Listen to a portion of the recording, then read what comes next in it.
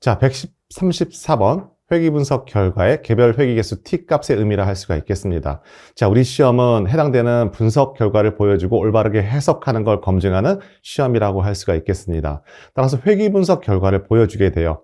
여러분 갖고 있는 이론책에 보시면 서머리 함수를 통해서 회귀 분석 결과 확인해 볼 수 있다 할 수가 있겠습니다. 자, 그걸 올바르게 해석하는 파트 바로 134번부터 138번에 관련된 문항이라고 할 수가 있겠습니다.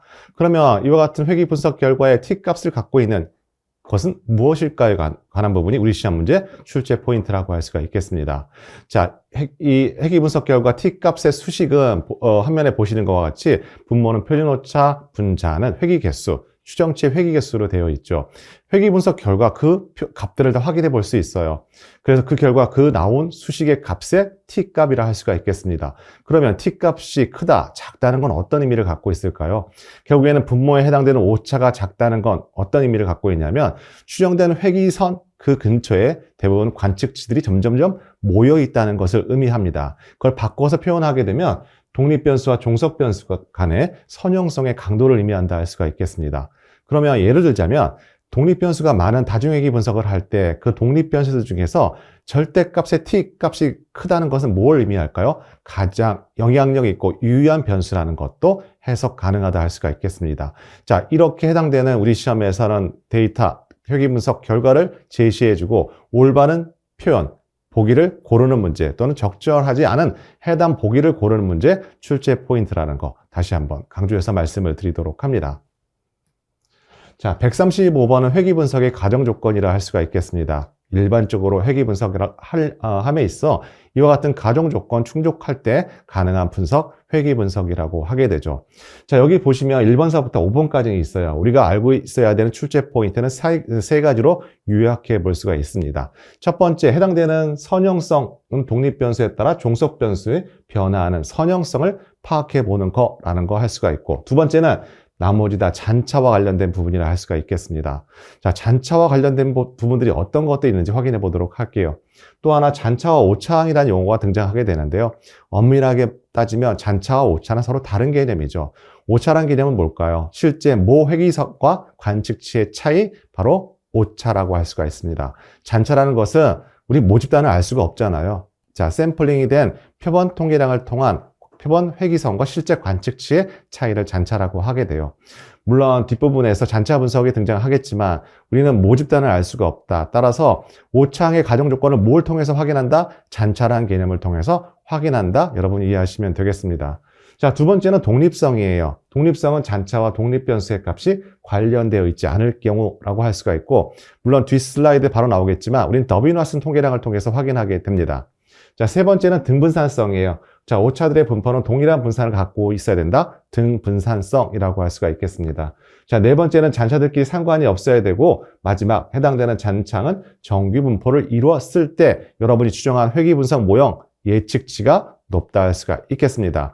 자, 우리 시험 문제 출제 패턴은 해당되는 빈칸 가로놓기에서 출제 가능성이 있고, 해당되는 값들, 선형성은 오차 또는 잔차와 관련되지 않은 개념이죠. 또한 독립성은 뒷부분에 나오겠지만 잔차 분석을 통해서 확인하는 게 아니라 더빈-왓슨 통계량을 통해서 확인하게 됩니다. 자, 이와 같은 형태 객관형 문제로 출제된 가능성이 높은 가중치 항목이라는 것도 말씀드리도록 할게요. 또한 135번서부터 137번까지는 굉장히 주기적 패턴을 갖고 있습니다. 우리 시험 문제는 1년에 4번 시행이 되고 각각 해당되는 주기성을 갖고 계속 주기적 패턴을 가지고 출제되고 있다는 것도 강조해서 말씀드리도록 할게요. 자, 136번 회귀 분석 결과 해석입니다. 자, 이 번호는 우리 앞에 나왔던 t값의 의미와 같이 연계되어 있는 파트라고 할 수가 있고, 100% 문제가 출제가 된다면 회귀 분석 결과를 보여주게 되고, 올바른 해석을 하느냐 못하느냐 객관형 보기, 출제 예상 포인트라 할 수가 있겠습니다. 자, 여러분이 확인할 수 있는 것은 네 가지가 있는데요. 첫 번째 모형이 통계적으로 유의미한가라고 할 수가 있겠습니다.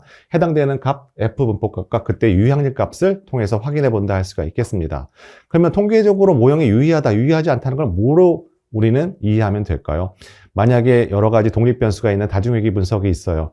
해당되는 회귀 개수의 값이 다 0이라고 가정해 봅시다. 그러면 절편값만 남게 되죠. 그러면 회귀 분석이라는 것은 말 그대로 두 변수의 영향력을 파악해 보려고 해요. 그럼 절편만 남아있다, 선형이 없다. 아무런 모형이 유의하다고 할 수가 없을 것입니다. 그죠?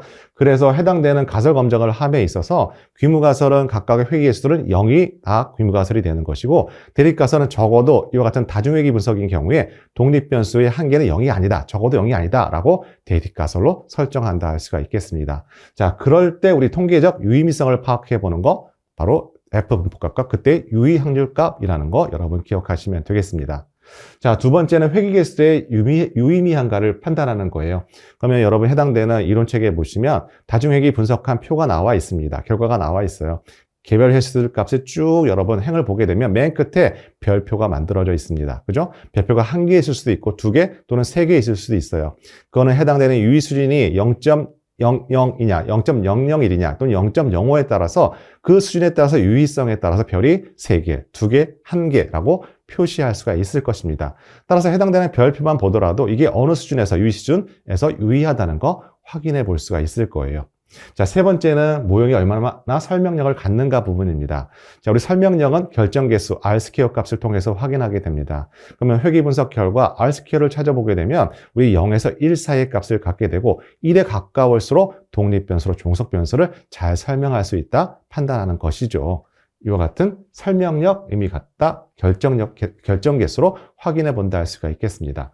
이제 맨 마지막에는 모형의 데이터를 잘 적합하고 있는가? 바로 다음 슬라이드에 등장하게 되는 우리 잔차 분석 얘기라고 할 수가 있고, 우리 앞에서 가정조건이라고 할 수 있는 등분산성 또는 정규성 등을 파악해 보면서 확인해 볼 수 있는 내용이라 할 수가 있겠습니다. 따라서 다시 한번 말씀드리지만 134번, 136번 회귀 분석 결과 제시해주고 올바르게 해석하는 객관형 문제라는 거 다시 한번 강조해서 말씀을 드리도록 할게요. 자, 137번 잔차 분석이라고 할 수가 있겠습니다. 우리 시험 문제 23년도에 가장 강력한 단답형 예상 키워드라 할 수가 있고, 우리 제가 좀 전에 말씀드렸듯이 오차와 잔차는 서로 다른 개념이다. 하지만 우리는 모집단을 알 수 없기 때문에 잔차항의 검토를 통해서 오차항의 가정 조건을 우리는 확인해 볼 수 있다 할 수가 있고, 이와 같은 분석 방법으로 잔차 분석이라고 할 수가 있겠죠. 우리 시험 문제 패턴이라고 한다면 잔차 분석의 그림을 그려주고, 자, 어떤 걸 위배를 했는지 우리 기본적인 회귀 분석의 가중 조건을 물어보는 문제 패턴이라고 할 수가 있겠습니다. 자, 우리 시험 문제에서는 4가지 그림을 제시하게 돼요. 첫 번째는 우리 X축, Y축 예측값에 해당되는 잔차의 분포를 확인하게 됩니다. 자, 이 그림을 통해서 우리는 등분산성을 확인하게 되는데요. 등분산성이라는 것은 골고루 우리 관측치 잔차가 표현됐을 때 등분산성을 만족한다고 해요. 해당되는 거 대표적으로 등분산성을 위배한 그림이라고 할 수가 있겠습니다. 자, 두 번째는 정상성, 오차의 정상성, 정규분포임을 확인하는 거 여러 가지가 있지만 대표적으로 QQ 플러스를 통해서 정규성, 정상성을 만족한다 확인해 볼 수가 있습니다. 해당되는 좌표, 관측치들이 다 어디에 여기 있는 선상에 다 거의 위치해 있으면 우리는 정상성을 만족한다고 해요. 자, 네 번째, 세 번째와 네 번째는 자, 스케일 로케이션 그림인데요. 이건 표준화 잔차를 확인해 볼 수가 있습니다. 즉, 아웃라이어 값을 확인해 볼 수 있는 거 세 번째. 마지막 오른쪽에 있는 거는 레지듀얼 레버리지 그림이라고 할 수가 있는데요. 극단 값들을 확인하게 돼요. 극단 값이 표현하게 되면 대표적인 예로 코딩을 잘못하게 되더라도 여기 나와 있는 레지듀얼 그림을 통해서 확인해 볼 수가 있습니다. 우리 시험 문제에선 첫 번째, 두 번째에 있는 그림을 줄여 제시하게 해주고 올바르게 해석하는 문제, 대표적인 문제라고 할 수가 있겠습니다. 자, 또 하나 주의하실 것은 독립성이라는 것은 잔차 분석을 통해서 확인해 볼 수 있다? 절대 없다. 뭘 통해서? 더빈 왓슨 통계량을 통해서 확인해 본다? 여러분이 기억하셔야 할 포인트라고 할 수가 있겠습니다.